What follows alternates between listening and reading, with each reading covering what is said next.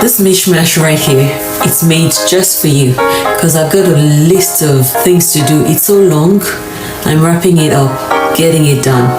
But before I bounce, here's a little fun. Now, if you don't vibe, you can swipe left or right. Just don't dare say I didn't have you in mind, because I did. Yes, I sung it for you. I dropped a note, a beat, a little melody too. So keep the parts that tickle your soul, or leave it. Whatever you do on your day to day, I'm wishing you joy in a major way. So laugh a bit louder, dance in the rain, eat extra cake, go wild, entertain, because life's too short for small energy moves. Before you go, find your groove. Hi, I'm Toadie, the professional two-stepper feather ruffler, certified mishmash of organization and potential comic relief. Unintentionally, of course, it's just inane. Basically, my job is to help you feel better about yourself by reminding you that no matter how your life feels, there's someone out here winging it too. And also, hopefully, I'm God's way of reminding you that grace covers even the weirdest of us. Could be proof that God uses the unexpected. So in order for you not to be angry with people and God, I mean not to stay angry, because being angry is normal. Feelings are valid, but holding on to it, nah, let it go. Life's sweeter when you laugh, forgive, and praise your way through. If you take yourself too seriously, doggone. No shade, no beef, I'm out here poking fun at myself on a good day. See, I believe in squeezing the juice out of life. Sometimes that means stepping off your high horse, rolling up your sleeves, and jumping in the mud with the kids. Yes, in your good jeans. Other times it means cracking up at yourself because the people you're trying so hard to impress already know you're not them, and newsflash, you don't need to be. How do you want to reach people if you're busy pretending you're made of polished marble? Nobody cares for a perfect statue in a room full of real humans. You get through to people by showing your wonky bits, your awkward moments, your weaknesses. That's where the connection happens. And let's be clear, I'm not in this life for popularity. If I wanted to trend, trust me, I'd know exactly what to post, what hashtags to drop, and which TikTok dance to fake. I've seen the templates, bought them, deleted them, because lives don't equal lives changed. And that's the game I'm here to play. I'm not here to snatch anyone's throne. I'm here to learn, to stumble, to level up. To remind myself and whoever's watching that everyone starts somewhere. Laugh at my zero if you like, but when my zero turns to hero, you just make sure you're not still stuck refreshing your feed. The truth is, we take ourselves far too seriously, trying to make lasting impressions on people who won't even remember your name 2 minutes after you leave the room. Honestly, even your children will one day be rummaging through old photos, trying to remember your middle name, and that's life. So while I'm here, I'm going to live. I'm going to crack jokes, celebrate my small wins, play in the mud, and make peace with the fact that memories fade, even the good ones. I was talking to a friend the other day, and she couldn't remember how she did half the crazy things she pulled off in uni. That's the irony of life. You think people remember you, they barely remember what they had for lunch. But who remembers? God, and the people whose lives you've truly touched, and that's what matters, not your follower count. So I'm learning as I go, documenting the messy middle, not just the polished end. I'm here to show you the stretch marks of my growth, the bruises of my progress, the slightly embarrassing bloopers of my becoming, because just maybe you'll see mine and feel brave enough to show yours. And please don't mistake my confidence for competition. I'm here doing my bit the best way I know how. If it offends you, respectfully jog on, or mute me, or scroll past. Your peace matters, but so does mine. And I won't shrink for anyone's comfort. I'm not perfect, I'm not trying to be, I'm a work in progress, and I'm learning to stay in the game of life. I've quit on myself more times than I can count, but these days, I'm done quitting, because the best growth happens in the uncomfortable spaces, and sometimes you've got to lean into the mess to build those muscles. Yes, it's been a long while, winding walk to get here, but goodness, it feels good to finally land in a place of peace, a place where my soul can breathe, where I'm at ease with my maker and content with me, a quiet place where I don't need the world to clap, because guess what? I wasn't made to blend in with the crowd's map. I was made to stand out, to rise up. And it's a space where it's not just about what I was created to be, but who I've been recreated to become. A place where the phoenix in me stretches its wings and finally dares to rise. I've learned the art of staying true to the one who called me to be me, not somebody's copy, not a watered down version, not a played safe edition. So I'll keep working, keep walking. I'll do everything in front of me with all my might. The Bible says whatever you find to do it well, And that's the assignment I'm choosing to live by. Yes, I'm learning, and isn't that the point? We learn by doing, by trying again. And if you've got wisdom, drop it. If it's just shit, keep it. See, kids learn because they aren't scared to look silly. They're not thinking about who's watching. They just chase curiosity like it's a treasure hunt. And I think we grown folks could use a little of that too. And that's why I love the Bible, all the cheat codes for life. It says, unless you become like a child, you won't see the kingdom of God. And I don't mean streets of gold someday far away. I mean heaven on earth, right now. Peace, purpose, presence. And no, I'm not here to preach. I won't act like I've cracked every mystery inside those pages. But I know enough to say that the kingdom can break into your life if you let it. It won't be perfect, but it will be powerful. It won't be problem-free, but you'll find peace in the middle of storms. A place where your soul isn't tossed by every high and low. Where joy becomes your anchor and your fuel. That's what I found.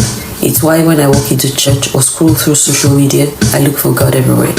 I see Him in a lyric, hear Him in a stranger's word, find Him in the hum of a quiet room. And no, I'm not the originator of this piece. I'm just the messenger saying, hey, did you know this exists? I'm not the source, I'm just pointing to the source. I'm not here to take your game, I'm here to run mine. I'm here to learn what I don't know, to laugh at myself often, to celebrate the small wins, like their grand finales, and to leave every space a little lighter than I found it. Anybody angry with me, you're going to be angry from now till 2080, because guess what? I might already be in heaven. So I did this video in advance, so I won't have to apologize later, and so heaven won't send me back because of you. So consider the previous one your official apologetic apology in advance scenarios for past, present, and the future. Once upon a time, I took life so seriously I broke down.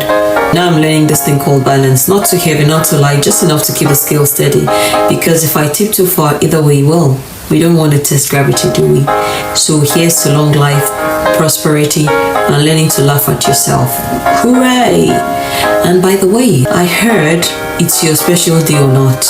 Happy birthday if it is, and if it is not, don't say I did not remember you, because I actually wanted to go to the studio, wax a record for you, lay down a track, but if you wait for me, you'll be waiting till 2019 or 2090. So let's employ the power of imagination. Picture a full orchestra, brass section blaring, strings soaring, drums pounding, just for you, because you're special just like that.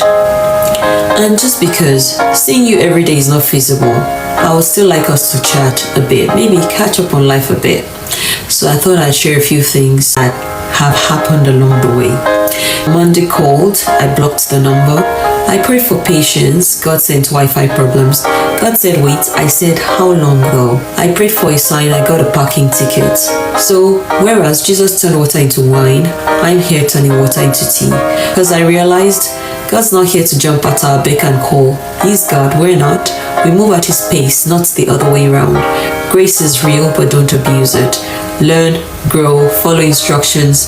Because Paul says, shall we continue in sin so grace may abound? God forbid. And listen, people will tell you to pick one thing, stay in one lane. I beg to differ. Life is not one thing. Even your body is multitasking. You see, you breathe, you eat, you dance, you think. So why should you be one-dimensional? Focus is cute, multifaceted is better. Even God isn't the God of one little thing. He's the Lord of the lions, the lamb, and the kings. He's the boss of the brides, the queen of the nights, the ruler of rainbows and grays out of sight. He does the walks, He does the works. From the boardroom ballads to the backstreet quirks, 8 billion souls and still on the rise, so better open those eyes. Life ain't eternal, it's a carnival ride, with detours and U-turns and beaches and tide. Sunshine's cute, but it's rain that'll grow those flowers you found on winter months in show. Ask Britain, grey, hail, a drizzle or shine, yet blooms like no country I've seen in my time. While Spain keeps it dry with its hardy old sprout, the UK stays lush, cause the clouds pour out. So let me be, thank you please. I'm built for variety, I'll dance, I'll sing, I'll roast. human propriety. In the spirit of Mish Mash, here's what I've done: a birthday tune, a life lesson, a joke, all in one, for the moody, the merry, the bored, the blessed, for the ones who stay angry and the ones who confess. Cause life's too layered, world too wide, for me to pick a lane and forever abide. Mother, sister, cousin, mate, roles on rotation, but in between, I claim my own celebration. So if you vibe, join in. If not, no stress. I'll remix it tomorrow. You might like that one best. But till then, talking about life, as a way of handing out stories we didn't audition for. I didn't choose to be fatherless. I didn't sign up for the stigma, the gaps, the questions, or the silent ache in moments people take for granted. A dad's advice, a father's protection, a strong hand to steady you. But here's the thing: even in a world full of orphans, with fathers missing, absent, or emotionally unavailable, there's a father who never left. The world is breaking because men left their posts. And when fathers go missing, destinies suffer. Economically, emotionally, financially, in every way. Entire generations live through life carrying weights we didn't pack for ourselves.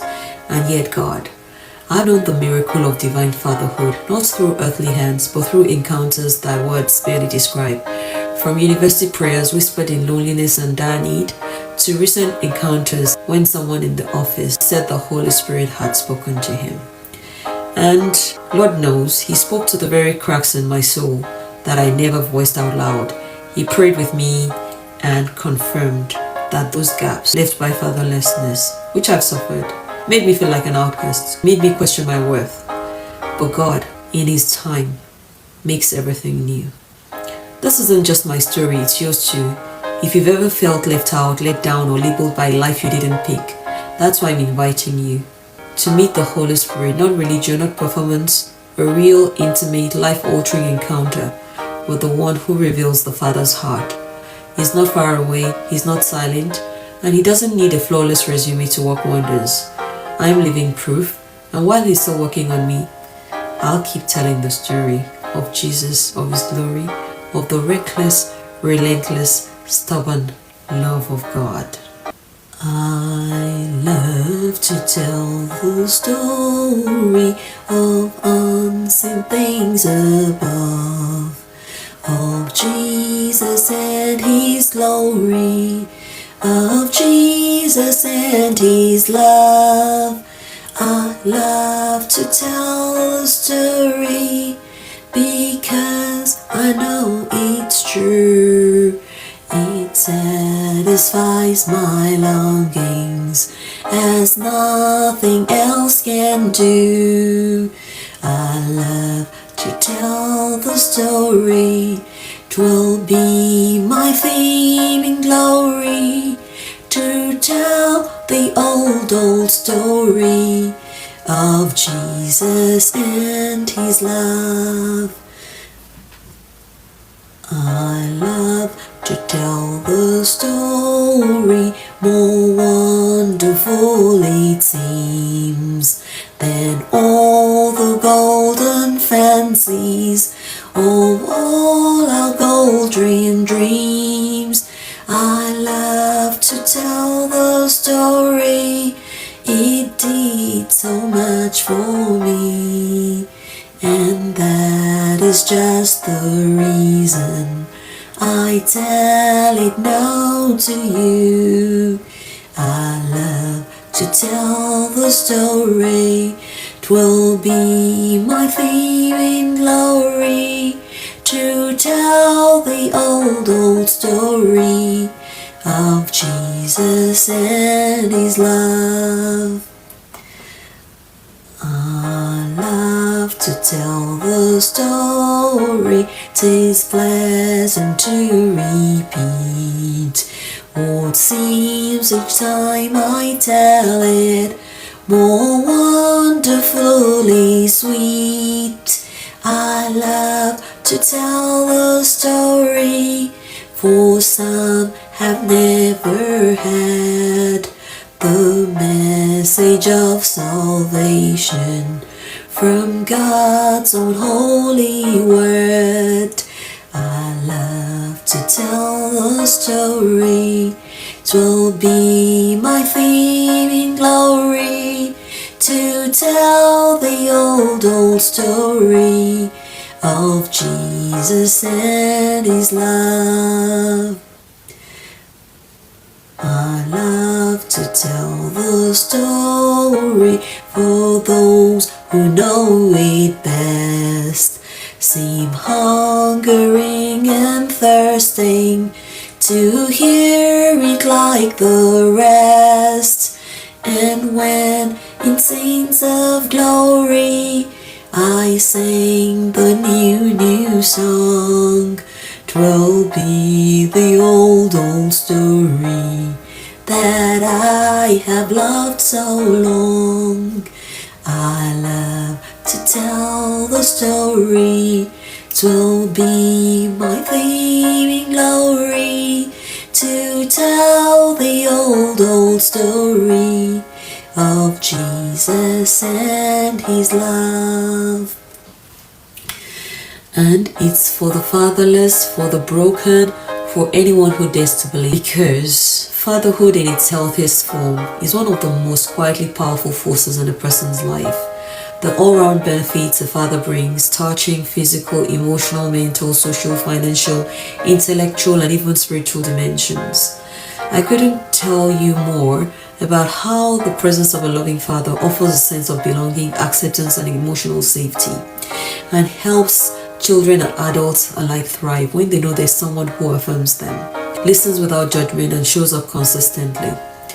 This security lowers anxiety, depression risk, and attachment issues later in life. A father helps shape a child's sense of identity and self-worth, affirming words like "I'm proud of you, you've got this" build resilience, courage, and a willingness to take healthy risks, vital for emotional well-being and leadership development. It enhances cognitive and academic performance. Studies show children with actively involved fathers perform better academically. They tend to have higher IQ scores, stronger language skills, improved problem-solving abilities, a testament to the cognitive boost that engaged fatherhood brings. And so much more: physical health, you need to think of outdoor play, sports, balanced diet, moral and ethical grounding, hopefully, emotional intelligence, financial and social stability, nurturing, and so much more. A father isn't just a provider or a disciplinarian, he's a healer, protector, mentor, motivator, and spiritual covering. When fathers take their place, destinies are preserved, communities flourish, and the world becomes a safer, saner, more loving place. When a father stands, the world steadies its hands. Not just a man, not just a name, but a healer, a builder, a breaker of chains. A father brings more than bread to a table. He brings the kind of love that makes hearts stable. A shelter in the storm, a voice in the dark, a lighthouse guiding every wandering heart. When a father speaks, anxiety flees. The heart finds courage, the mind finds peace. He's the reason some boys learn not to fight with their fists, and some girls demand more than counterfeit kisses. His words plant seeds in the soil of esteem. I'm proud of you, child, go chase that dream. And something about those words stick like glue, because when a father believes, you believe it too.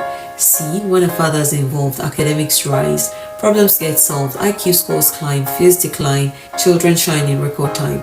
But it ain't just school and books and grades. It's knowing your worth on the ground and on the good and bad days. It's running to arms that refuse to let go and hearing, "I got you, kid, you're never alone."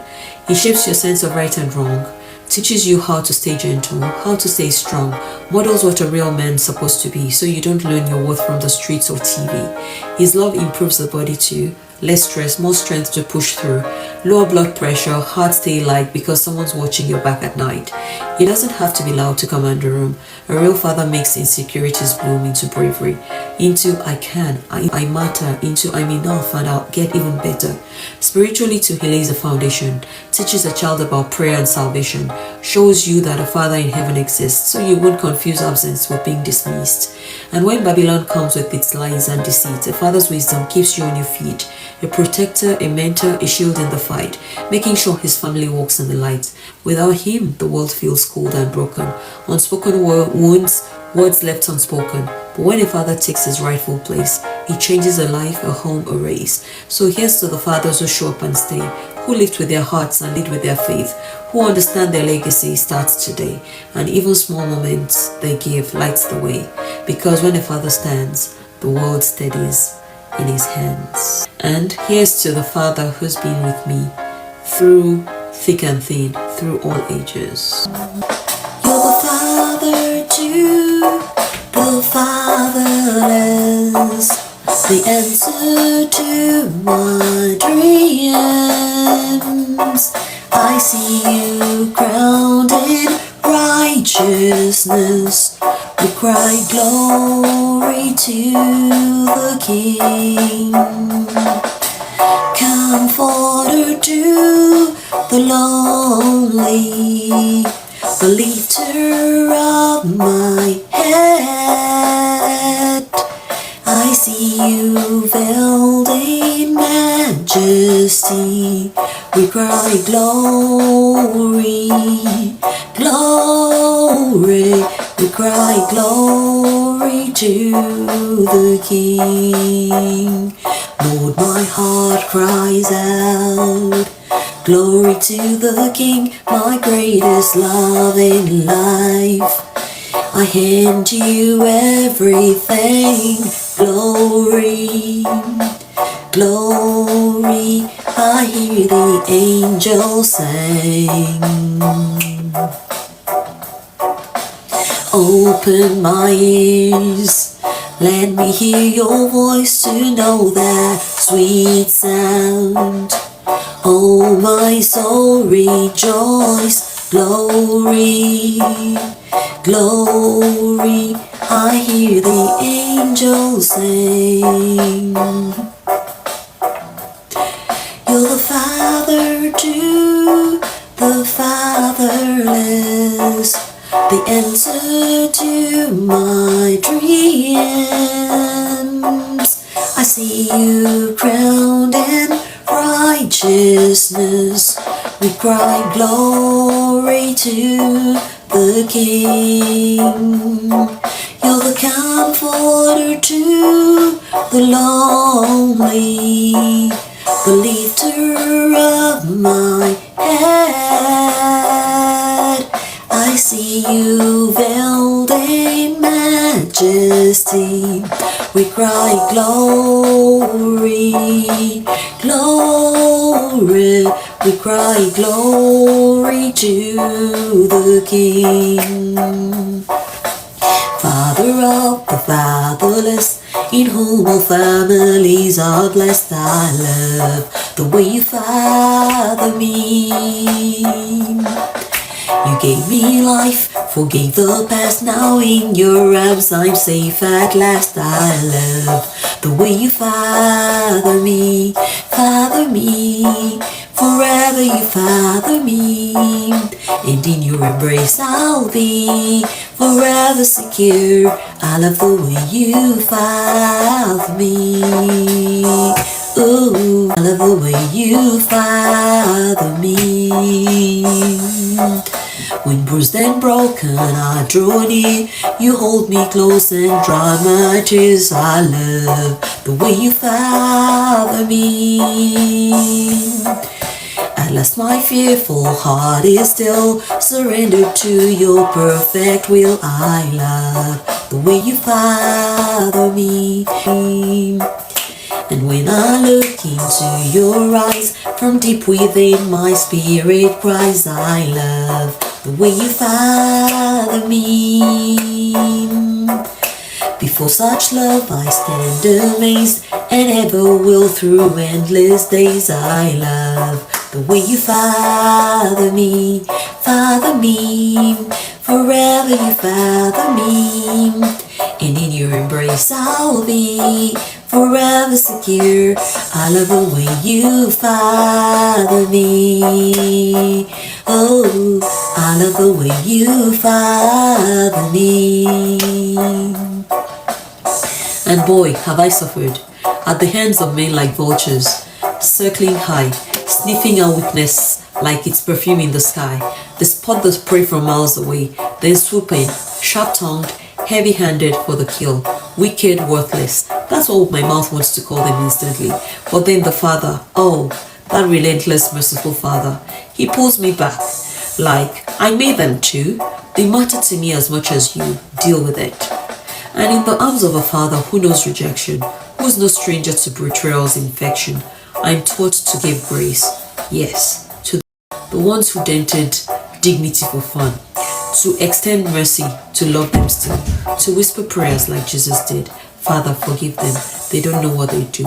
And maybe, just maybe, if they knew, if they felt how their words pierced like arrows through tender soul skin, they wouldn't do it. So let's call it unintentional hurt. Even though deep down, I know some of them knew exactly what they were doing. How do you accidentally stab someone with verbal dagger? How do you coincidentally play chess with people's hearts like it's sport? But hey, that's a rant for another day. For now, because grace isn't weakness, it's choosing peace when chaos would be easier. And I'm learning. He's our fortress, we will never be shaken. We will put our trust in God. We will put our trust in God. We will put our trust in God. Our confidence is in the Lord, the source of our salvation.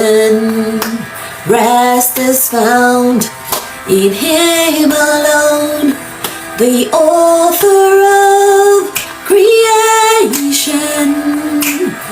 We will not fear the evil day, because we have a refuge in every circumstance. We say our hope is built on Jesus. He's our fortress, we will never be shaken. He's our fortress, we will never be shaken. He's our fortress, we will never be shaken. He's our fortress, we will never be shaken. Oh, we will put our trust in God. We will put our trust in God. We will put our trust in God. The question of the day is, are you selling your soul for likes? Trading your peace for applause, your dignity for a dopamine hit, every time a stranger double taps your edited self. You see, back in the day, we sold cows, spices, silk on market squares. Now it's moral, truth, and sanity at the discount aisle of the gram. Buy one insecurity, get two fake personas free. I mean, what's the price tag on your authenticity? Because some of you are auctioning your soul at $9.99 a post.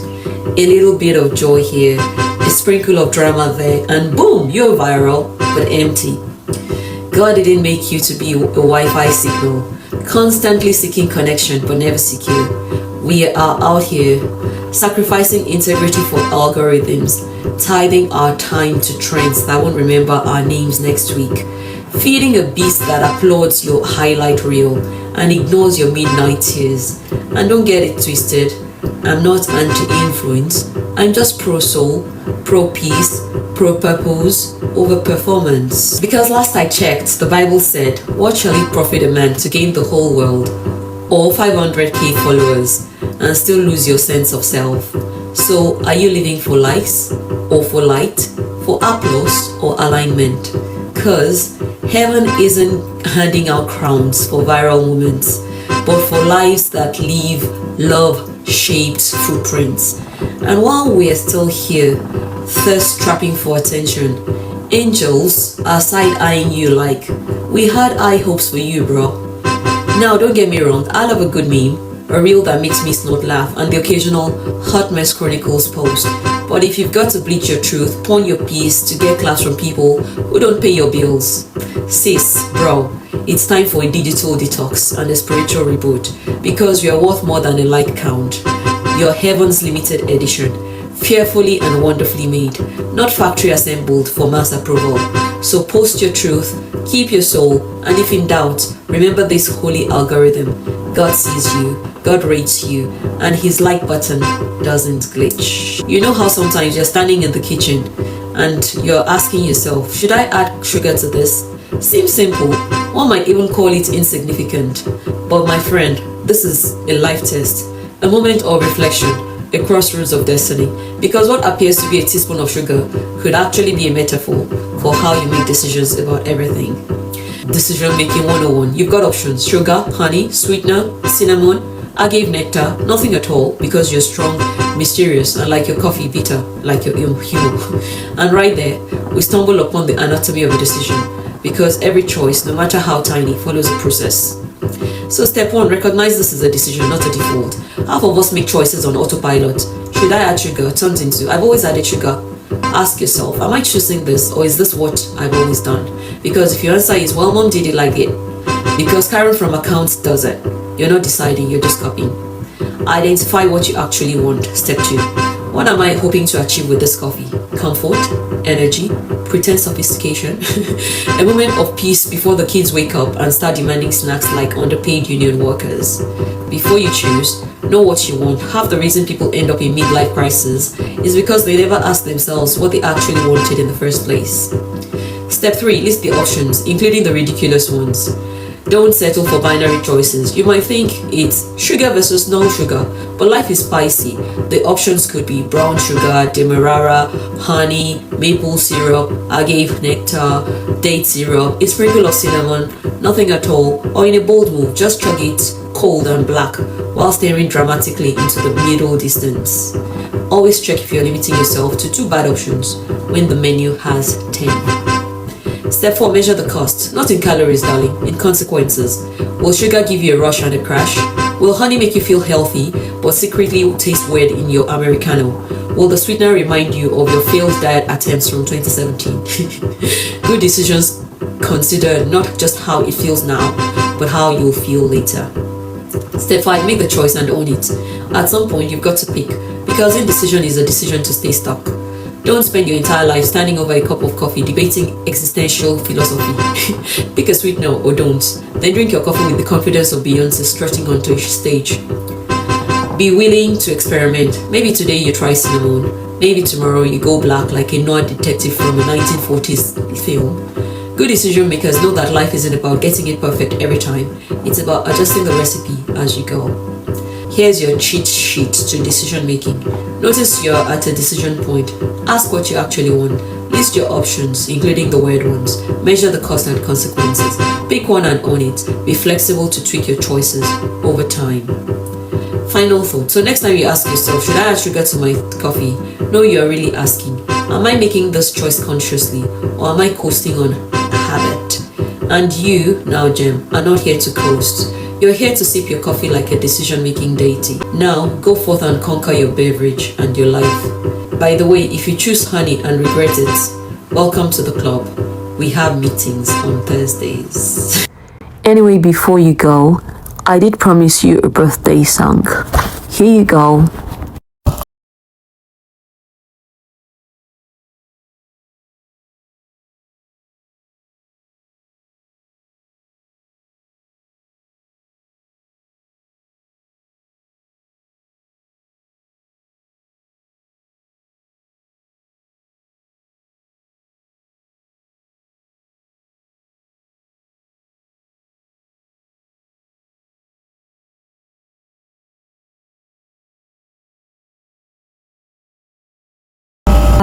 Happy birthday to you. Happy birthday. We are saying we love you. God be with you till the end of time. May He say well done.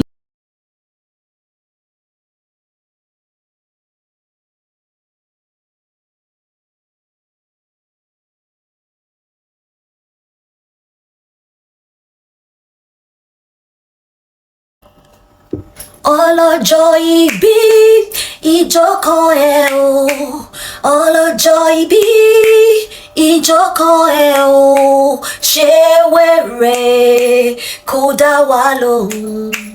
Tàbá ní ọjọ́ kí ọjọ́ kò yé fẹsẹ̀ yẹra wò, jó bí onílẹ̀ ó má má jó bí ọmọ àlejò ó máa ń jó yẹra wò. Yẹra wò ó máa ń jó yẹra wò.